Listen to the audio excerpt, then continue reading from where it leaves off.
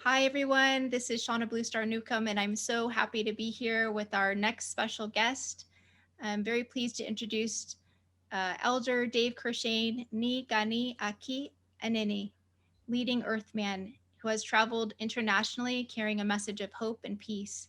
Elder Dave shares ancient indigenous knowledge that he believes can act as the foundation, supporting the new life that Mother Earth is now entering, and that the elders have confirmed has arrived.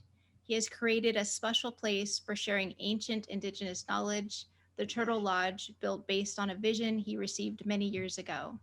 And you can connect with Elder Dave Courchene at turtlelodge.org. Welcome, Dave.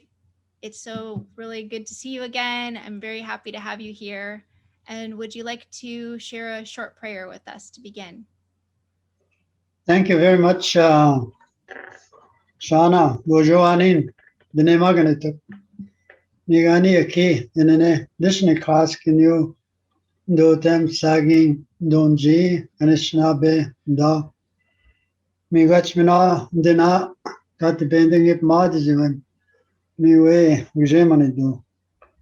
Migachdina, Giminat, Nibuge, Kego Gavin, Anishnabe, Chayat Miwe, Menu Pemadizivan.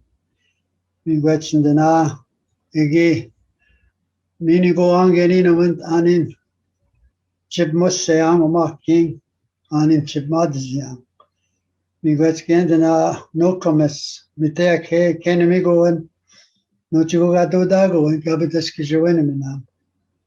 Nibianis Ansema King, Pico gave to go away on Stot, Abimatis Anin, Egypt Madizit. Migachkendina Nimishum Situk. Kewi no kind of biot, Wabanong Shawanong, Nigabianong Sugetno. The book send a bigger one, the book send them on. To be Chicago on away, no go on. Oganen, Genin, we, Inamagean. Thank you very much for allowing me to say this opening prayer. Very good. Blessings. Thank you so much. And I also would like to have a little bit more introduction to your background for our audience and viewers. Can you share a little bit about this story of Turtle Lodge and the work that you're doing, all this good work that you're doing in advocacy for Indigenous nations and peoples and for all people? Let me just say, that, the ancestral ways of our people they always depended upon dreams and visions to guide them in their lives. And it was through a vision quest and a number of vision quests that I went on, that I was able to connect with the spirit, to be able to receive such a beautiful dream, that become known as the Turtle Lodge. And my motivation at that time was to try to move beyond my anger of what I was feeling, that what was happening to our people in our homeland was not right. That I felt that, as we continued to be marginalized, it didn't allow us to be a full participant in our homeland and how we would like our homeland to be recognized. And through the guidance of the grandmothers, through their love and guidance, they guided me back to the ancestral ways of our people. Because in my community here that I live in today, the community had reached a level of total assimilation, where the missionaries had full control of the minds of the people. And the community was under the subjugation or domination of the federal government, and it was one individual that was called the Indian agent that really had full control over the community. And it was in these frustrations that I wanted to find a way out of this environment. And the dream and the vision of the Turtle Lodge was really, a life story of my own that, through having to deal with my own anger in my heart and my own frustration, I was very fortunate that to meet the grandmothers of our nations to guide me spiritually. Because I believe today that until we find the spirit within us, there's a tendency that we will never fully understand life itself, that we've not recognized and acknowledged what the elders consider as the most important part of our important element of our life or our nature as human beings. And the old people, the knowledge keepers, always tell us that the most important thing that needs to be acknowledged is the spirit of each of us. And when I look at the world today and see how troubled we are as human beings, we seem to be living the opposition of the original instructions that we were given on how to be a human being. And through the Turtle Lodge, I was able to connect with many of our knowledge keepers from across the country, that came to visit and came to share the teachings, of our ancestors. They shared ceremonies, they shared songs, they shared teachings. And that was always my hope, that we could have a place of our own, that we would reflect our full autonomy as a people that have a very well-defined identity as a people. And the Turtle Lodge will not allow outside interference by any institution or anything that may be considered politics. We are not interested in wasting that kind of energy on things that will not work for us. So the Turtle Lodge has become a place of teaching and learning about that element of our being that we call the spirit. The old people in our language, say it the best way. To translate a lot of the stuff that I have been taught, can't necessarily be transferred, using a foreign language. And when the elders say, what they're saying is the most important part of you is your spirit. That's what they're saying. And of course, that raises a lot of questions. And people say, well, what is spirit? What are you talking about? And that is why it is so important to have our knowledge keepers, particularly our grandmothers, that understand, the deepness of the sacredness of life itself, because it is women, it is our mothers that has brought us into this world. And the women, of our mothers have sacrificed a lot for us to be here. And that is one of the first, most important laws that we can ever learn as we're growing up, is to show absolute, total respect for our mothers, and to listen to the teaching that any mother can give. Because as the Creator gave the gift of woman to bring life, also came with teachings for that mother to pass on to her child on how to live and how to be a human being. I've been very fortunate in my life that I had grandmothers, and I had a mother, that taught me what I believe is the most important thing that you can teach a child. That is to show kindness to everyone. And that I heard from my grandmothers, and my mother reminded us as a family, that the only way that you can live life is to live in kindness, is to treat everyone with kindness, to be kind to all of life. And it's been especially challenging for us as a people who have been abused, have been disrespected, in the worst possible way that then human beings can be treated, that we have to somehow, show that kindness to those that didn't show us kindness.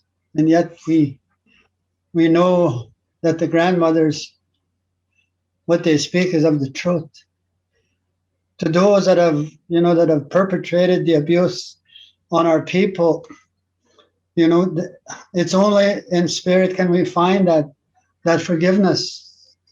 It is only that when we're able to find that part of ourselves that we call the spirit in our heart, that we can ever reach that level to share that spirit of love and kindness, no matter what another human being has done to you. Here in Canada, it's a very emotional time when young children are being found, that had no markings of, that they were buried. They're saying that they may not find the records of these children, and yet with the current technologies that are there to help find those, that were never recognized. This is a very, very emotional time for us again, of anyone that is of Indigenous. And we're reminded again, of what we've had to go through as a people because we were different, because people did not ever show any spirit of respect for our uniqueness as being a part of the human family. As Indigenous people, or as the first people, we've never had a problem recognizing and treating every human being as brothers and sisters, no matter how they look or wherever they may come from, because it is within the teachings of our people that we know that the teaching that we are given that act as the values of our identity are values that are inclusive to all human beings. The value of love, the value of kindness and courage.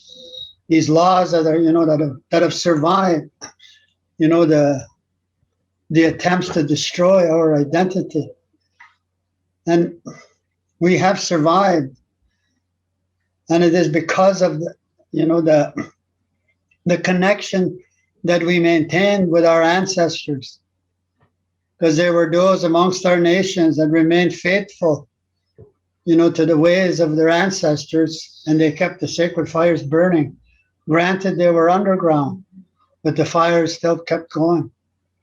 And they continued to sing the songs that would call and invoke the spirit to come amongst the people so that we would be able to go through this time that, we were being dehumanized and being treated less than human beings.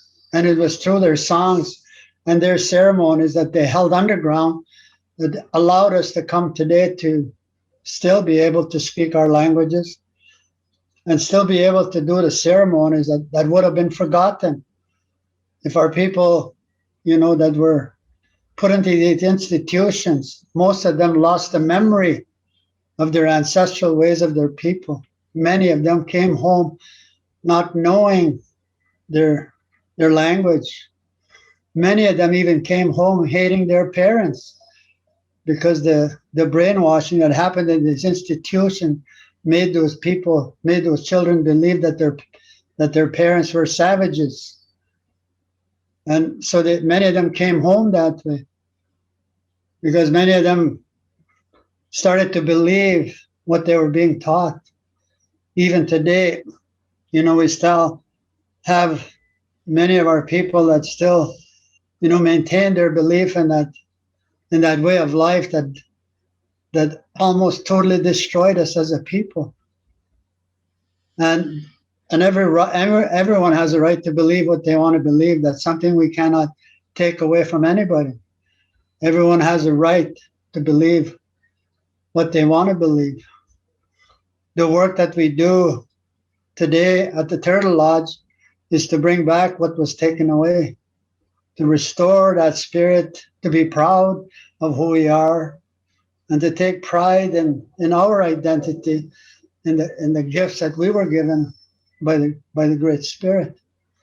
And that is how, we continue to have so much hope that we're going to survive, to reach a level and a time when we will find our rightful place in our homeland, because we are the true leaders in our homeland. And we don't need to convince anybody of that. We don't need anybody to come and validate for us that we are the true leaders of our homeland, because we know in our heart that we are. This is where the Creator had put us, to take care of this part of the world, and to share the teaching that we would evolve it as a people, which would take tens of thousands of years to evolve. And prophecy foretold that there would be a new people that would come upon our land, and it was going to be a hard time. It would be a dark time for us.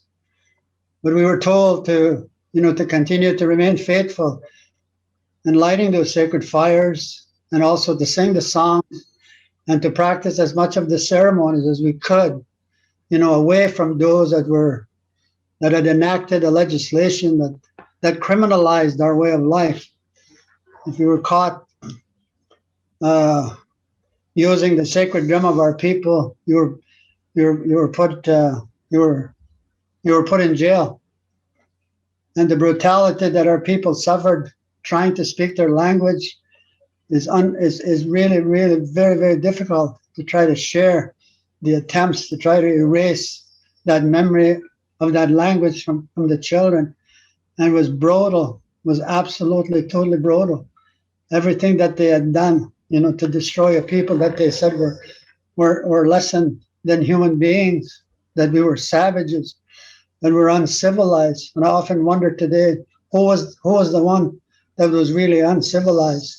If we look at what is happening to the earth, that would never have been in the mindset of the ancestors nor our people today, that you can own Mother Earth. It has always been in the heart of our people that Mother Earth is a living entity. She is alive. She breathes. She smiles. She cries. And she gives us everything that we need in order to live as human beings like a mother would. And she continues to teach us, through the natural laws that were there and created, by the Creator itself, so that would ensure us, a good life and a life that would reflect balance in the same way that nature operates on the principle of balance. And what we're witnessing today is a reflection of the forces of Mother Earth beginning to show us in her way that we're walking in the wrong way, that we're not walking the path that the Creator had given to us to walk, as human beings, to take care of each other and to take care of the earth itself, to be real stewards of the land. We have issues today that we are dealing with, that our people should be in the forefront of leading a way out of this nightmare that we continue to face every day. Because it is only in connection with Spirit can you find a solution or a resolution to the troubles that we find in today's world. And our people have that connection. It's easy for Indigenous people, to use the gifts that would ensure the invoking of the Spirit to come within our presence by using, those sacred gifts that were almost destroyed. But we still have them. And all that needs to be done is for people to join us. We can't force them to join us. We can't convert them. That's not our way. Our way is to show them and set an example of how we should live as human beings. And that's to be able to take care of each other. That there is no prejudice in spirit. I have never felt that in all the ceremonies that I've ever been involved in. And here we are, as human beings practicing racism and prejudices and hatred and spirit, and we cannot attract spirit that way. If we want to attract spirit, we have to be the spirit of what we want to attract. That means kindness will attract the forces of the universe to come within your presence, to guide you, to help you, and to fulfill your dream that you may be blessed with, that you have been given. Whenever the Creator gives a dream, the Creator gives all what it will take in order for the dream to be brought to physical reality. And I found that out in my own personal experience with the Turtle Lodge, that I had to believe, I had to have faith. I had to have faith in my own people that we could do it.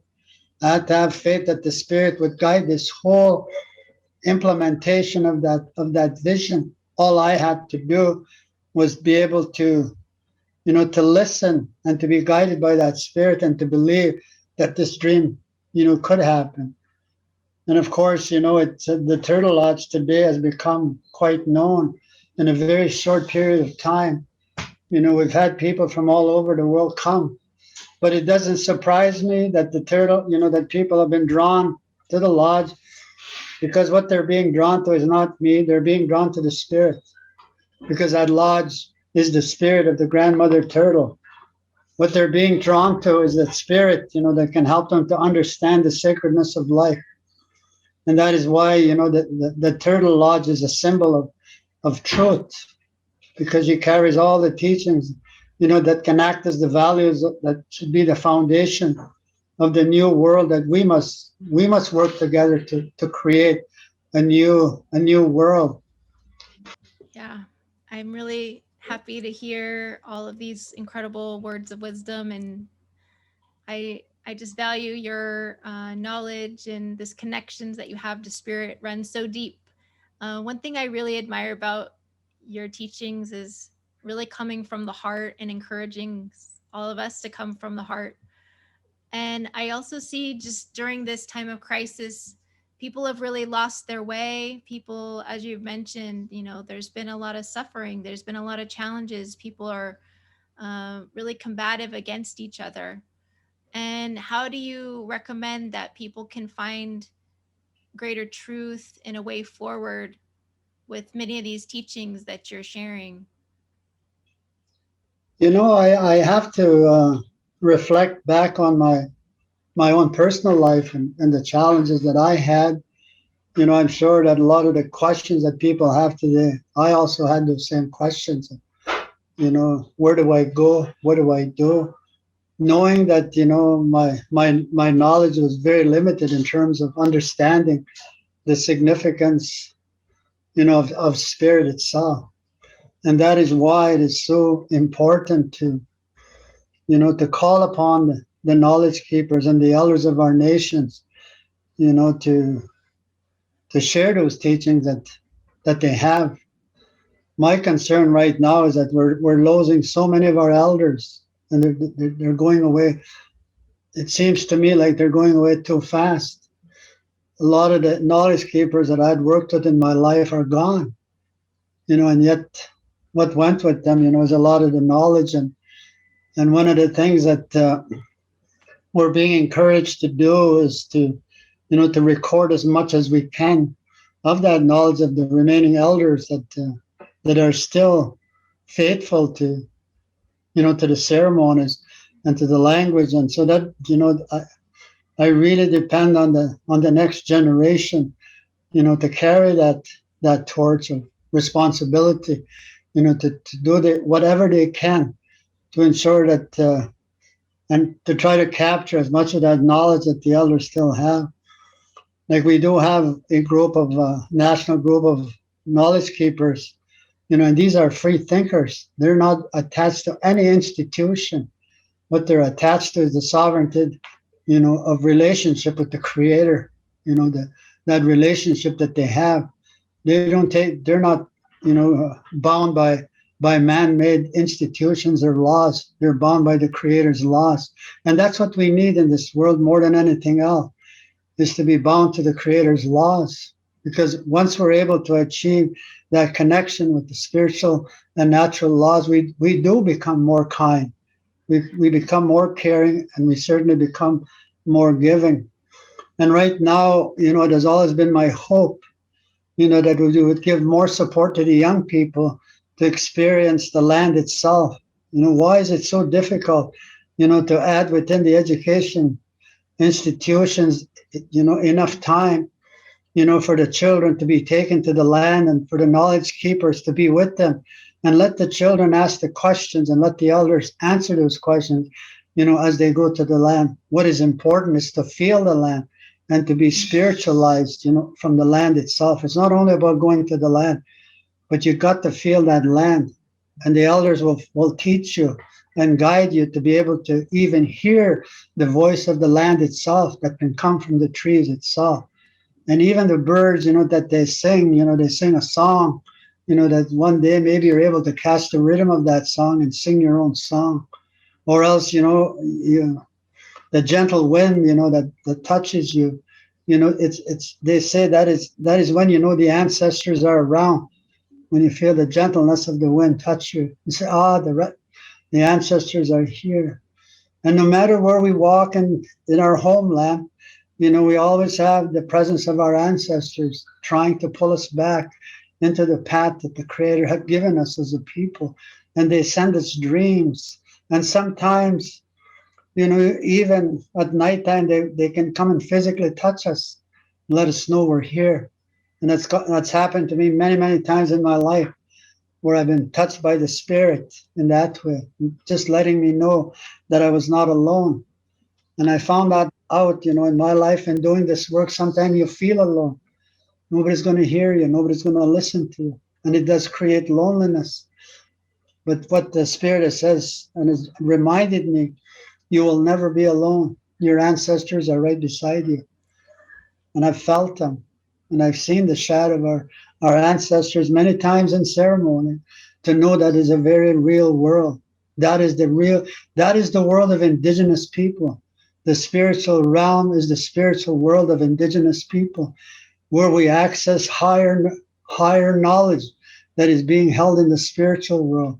And the gifts that we have been given, like the sacred pipe, has the power, and I mean the power, to invoke the Spirit to come within our presence. And it is a spirit you cannot control. You cannot control spirit. That is not the way the power of the pipe works. The power of pipe works through the power of the spirit of humbleness, knowing that you humble yourself, that there is a higher power of spirit, of intelligence, that is there to guide you in your life. And all of these things that we have as indigenous people are in need to the world needs indigenous people. The world needs to be a part of how indigenous people conduct themselves when it comes to conducting themselves personally and individually. And that is to be kind and to be able to give. And sometimes it's not so easy, but that's the only way we can walk. There is nothing more powerful than the spirit of love. And every spiritual person that has ever walked on the earth has all said the same thing. It is the power of love. It is the energy of love that can only change the world. But here we are as indigenous people, that we've had to suffer, through a very dark time in our history. And yet we still have not ever lost the spirit of being able to give and being able to share and being able to love. We still have it. We're not a materialistic people. We're a spiritual people. And then people, they ask, you hear of all these new currencies, Bitcoin or all these new currencies, and they ask, what is your currency? Oh, that's easy to answer. I said, my currency is kindness. The kind I am, the more I get, the more abundance that you have. And it's true. That is the law of the spirit. That is when I was in ceremony a few days ago, I heard this voice and said, when you walk the Creator's path, there is no poverty, there is only abundance. And it's true. It's not material abundance that I'm talking about. It's abundance of spirit, it's abundance of life. That's what I'm talking about. And then when I listen to and remember, the grandmothers, and that is something that has always been, the most profound things that they always say. Just be kind, be kind, be kind, my boy, be kind, my child, be kind. And there's no other way to live. But yet somehow, we manage to take what is inherent in all our humanness. We're human beings. We're imperfect. We're going to get angry. We're going to do things, that we shouldn't be doing. But that just shows that we're human beings, that we can make mistakes. and we need to learn from those mistakes that we make. And the Creator gave us a beautiful gift called choice. You can be anything you want to be. You want to be a bad guy? That's your choice. But there's consequences to everything that we do, good or bad. I want to be on the side of good, to receive, a return of that life. When we do something opposite of life, it's not very good. Now I see a lot of people getting hurt because they've made the wrong choices in life, which is a beautiful gift to have. Like the law of courage that our people have is always encouraging us to do the right thing. It's easy to do wrong, but sometimes very difficult to do what you know is right. That the voices that speak from your heart that are telling you to do what is right. Again, thank you so much for all of these incredible words of wisdom and connections. I love hearing as well about just these really special connections with spirit and what's so real, where people may think, oh, it's only what we can see with our eyes or feel, but this is a deeper, deeper spiritual connection that I think is so important for many people to understand right now. And can you give any other ways that people can connect to their own spirit or the spirit of the land in their own ways? One of the things that I've experienced and has worked for me, is there's, people call it meditation, taking the time, to be in silence, and so that allows your mind to slow down, and the best environment to find that sense of peace is on the land. You go by the lake. I'm very fortunate. I live right by a river, so I'm so blessed to be living this close to water and surrounded by trees. The easiest way to really begin to feel the spirit is you feel the land that is so full of spirit. Then you even start to feel the trees. And I noticed that I've taken people, into the forest. And if I take someone that's really angry and everything, those trees have a tendency to move away. The branches don't want to be near you for some reason. But if you go in there with a good heart and you put your tobacco, those trees they want to grab you. And then if you sit there, put your back against a tree, then you start to feel, then you even start to smell the land. It's an amazing, amazing experience, that I've done many times in my life. And even being able, to talk to the trees, that people say, oh, dear, there goes that guy that talks to the trees. And I don't mind that, because I do talk to them. It's true. And I've tried to teach children, to listen also to what the trees have to say. We were at a big gathering one time, and one of the elders said, be careful in the gathering. He said, how you talk, how you act, because the trees are watching and they're listening. And they're going to pass on what they saw here to other trees.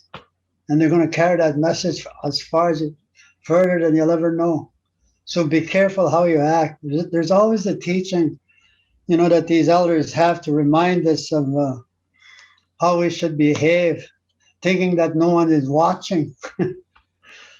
But, there's always some kind of life entity that's there watching what we're doing, but the land to me would be the place that I would really encourage people, because, like I said earlier, the world is suffering from a spiritual identity crisis. They don't know who they are. What is a human being? And they're not even aware now of the original instructions that we were all given on how to live and behave as a human being. And these are teachings, that are shared in the lodges of our people.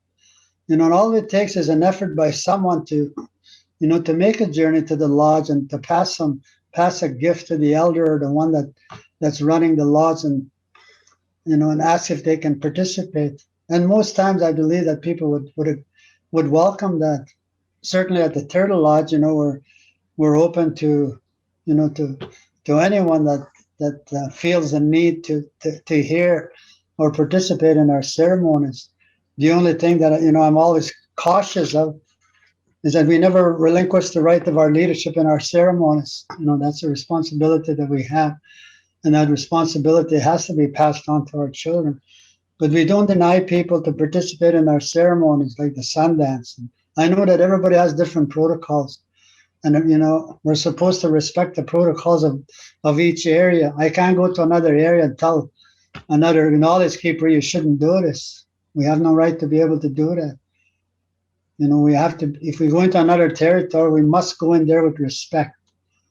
And if they take us into ceremony, we should feel so blessed that we're going to be able to witness another way that the Creator has given our people in the ceremonies that are done by our people. And I've been able to participate in many ceremonies of our people, and the spirit is always the same.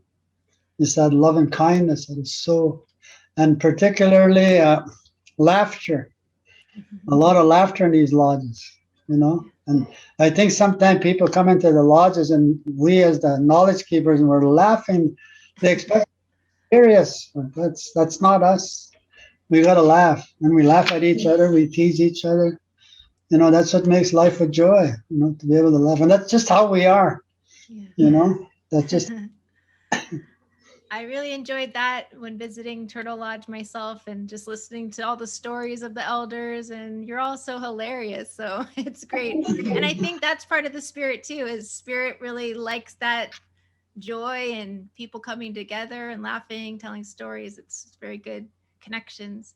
And you've shared some of the values of your people, and spoken about the seven sacred laws. And I understand if you can share just a bit more about that, but also share a little bit about the animated series that you have. I think that's a really powerful way for our young people to connect with these sacred laws and deeper connections to tradition as well. I've been very happy in the last few weeks that we were able to launch, the series of these 8 vignettes, that I believe should go into every school or any institution that wants to know about the real identity of Indigenous people, because it is these 7 laws that really reflect our identity as a spiritual people, because we're a spiritual people. And I find, working with the children, they're very drawn to the animals that represent those teachings. And it's because these teachings are inclusive. It's not a religion, it's a way of life, lived by spirit itself. Like the first law that we were given was the law of respect, that was symbolized by the buffalo. And the essence of respect was to give. And it shows again, that our people have practiced that law quite well, to give. When our people depended upon the buffalo for their survival in the plains, and they were killed by the millions, it really affected our way of life. And there was great grief and loneliness amongst our people when the buffalo were gone. It was equal to, well, not equal, but just as bad of a mother losing its child. But that buffalo had so much meaning to our people. And who was going to, ensure that teaching would always be there, was always the spirit of the buffalo. And suddenly, they were removed. And the second law that we were given was the law of love by the eagle. And that is what the eagle represents, and why it's an important symbol, for our people, is the eagle. And a leader, is gifted with what they call an eagle staff. Not everybody can get that. It's got to be the elder that recognize an individual that carries the spirit of leadership. Not anyone can just carry that eagle staff. And there's eagles that are on that staff, which means that leader must have a vision before he leads his people. And he must come to the people and tell the people of his vision. That the grandmothers would say, that's a leader. He's going to lead the people. And that leader cannot lead his people without that spirit of love for all his people. He can't only be giving to one part of the community. He had to love his people in the same way, whatever he was, and however he was able to lead his people. And a true leader will never have a following. A true leader will lead the people back to themselves. because we are all leaders, leaders in our own right to lead our own life, how we want to live. You know, we have the capacity to be those kind of leaders, to lead our own life by accepting the duties and responsibilities that we were given by our Creator on how to be a mother, how to be a father, how to be a teenager, all of those things. And the third law was a teaching of courage that was represented by the bear. You know, and it is the mother bear that is the best example of courage. That you cannot ever come close to a mother bear with her cub, because she will die to keep her cub. She will die, you know, to ensure that her cub survive. But a mother will also know when it's time to let her cub go, that that cub is ready to live on its own. That cub cannot stay with her forever. But it's the mother that decides. That mother bear says, "You gotta go, and you go now. Today you go." And no matter how much that bear, no, the mother said, "You gotta go." That, you know, the mother knows all these things. But the bear represents that courage, again, to do the right thing in life. You know, and that's something we're constantly reminded of. You know, that to do the right things in life, you know, takes a lot of courage. And the fourth teaching was, you know, was carried by the one we call Bigfoot or Sabe. We say Sabe in our language. Carried the teaching of honesty, to be honest. Whatever you do in life, be honest to what you say. If you say you're going to do something, do it. In our people, all it took was a handshake. There was no documents that had to be signed, because the agreements that were made were from the heart, that were passed on to the hand, to touch the hand of another one, say, "It is done," to be honest. And they say that the Bigfoot or Sabe said, "Don't ever gossip about someone else. Don't lie about anybody else, because it'll tear the community apart." The gossip is one of the worst things in a community. And they say that you're not to talk about anyone. If you're going to talk about someone, say something good about them, not to say anything bad about anybody. And the fifth teaching was a teaching of wisdom by the beaver. And to know wisdom is to know that you have a gift. Each and every one of us as human beings have been given unique gifts that define our identity. And we ask people, "Do you know your gift? Do you know who you?" And that comes to understanding wisdom, is to know who you are. Do you know who you are? Do you know your gift? Like the beaver has sharp teeth. If that beaver didn't use that sharp teeth, they would grow long, and he wouldn't be able to eat. He would die. And in the same respect, you know, for us, is if we don't use the gifts we have, we can get sick. A lot of things can happen because we're not serving, you know, the will of the Creator with the gifts that we were given to create a better world. And that's what the beaver is. He's a builder. And the sixth teaching is the teaching of humbleness by the wolf, which is another great teaching. Humbleness, knowing in the circle of life that we are all loved by the Creator in the same way. No one is above or below anyone in that circle of life. No matter how one looks or how much there's diversity in identity, we are all loved the same. And the best way to reflect and to show humbleness is to surrender to the will and the power of the Creator, and to surrender, you know, ourselves to the love of Mother Earth, and to take care of her. To be humble is to know, you know, that we are only one being out of many other beings, but to take care of each other. And that is how the wolf, you know, acts in the natural world, you know, and how they present themselves. Like if you meet a wolf coming down the same trail, the first thing the wolf will do is bow its head, not because it's scared of you, because it humbles you, you know, in your presence as a human being. But I wouldn't move any further than that. I'd turn around and go the other way. That's showing some respect. And the final teaching is the teaching of truth, which is probably, to me, the real important teaching, truth, that is represented by the grandmother turtle. To know truth is to walk all these teachings every day. Not easy to do. They're very difficult at times because of the world that we created seems to draw on so much negative all the time. But the turtle, you know, on the back, you know, she has 13 markings that represents this, you know, the cycle of the moons, you know, the cycle of life itself, you know, the nine, and there's 13 markings, there's 9 moons, you know, for the child to to grow within its mother, and four representing the balance of life, the four seasons and the four races. So there's a lot of symbolism to the beaver, I mean to the turtle. But it's the grandmother turtle, that I have found in my life in ceremony, is that she only speaks to you once, and if you don't get it, too bad. That's how strict she is. I get really a bit of anxiety knowing that the spirit of the turtle, is trying to tell me something, and I don't understand it. And I don't want to say I don't understand, but she's very strict for a reason, and because that's discipline. You have to have discipline in life, you know. So all of these teachings, that I shared here, I my hope is one day that they will go all over the world because they are universal. They can be translated into any language. We did receive some emails from Japan, and people are beginning to catch on, and things take time. But it took us a long time to come to this point where we were able to develop those vignettes, and they're very, very powerful vignettes that we did, and I was able to do the creation story of our people in one of the vignettes. So it's subtle. People may not see it right away, but the creation story is within that very short vignette that we've done. So I hope that in your travels that you will talk about. There's some great vignettes that you need to see.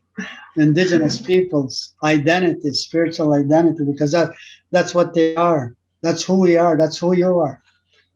All of that is all of you. That's within your genetic memory. You're indigenous. That's your ancestors, that have passed these teachings on to the current generation. So we pass them on now, to the next generation. It's so good to hear that you're offering this, and I really do see the power that it can have for the world, and the simple teachings. Really, I think that's the other good part of this.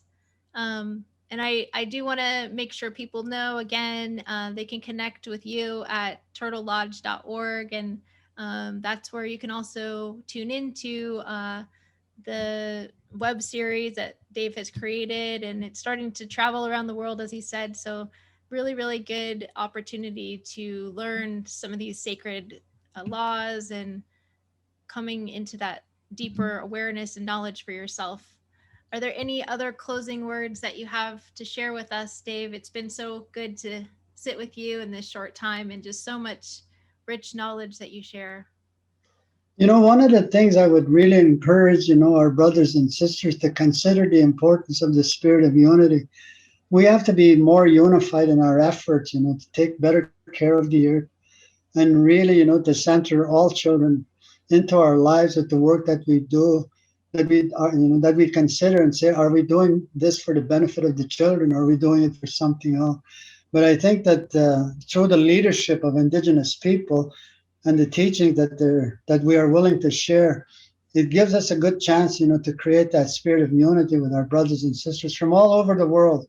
That they come, to allow us to steer the ship for a little while. I guarantee you, we're not going to take them over the cliff. We're going to take them to a place that, where there will be peace. That's what we're traveling on right now. Is that whatever we're on right now, is that it will lead us to that place that there will be peace in this world. We may not see it in our lifetime, but we can feel confident in leaving this world that there is a light that the young people can follow. That really is the essence of the leadership of our ancestors. Yes, thank you for this opportunity. Thank you so much, Dave. It's such a pleasure to hear you and see you again. And I look forward to connecting with you very soon. I hope all of you that have tuned in to this session have also gained a lot of knowledge. And I encourage you to tune into Elder Dave's teachings and all that they share at Turtle Lodge. Many blessings. Wanishi. Thank you.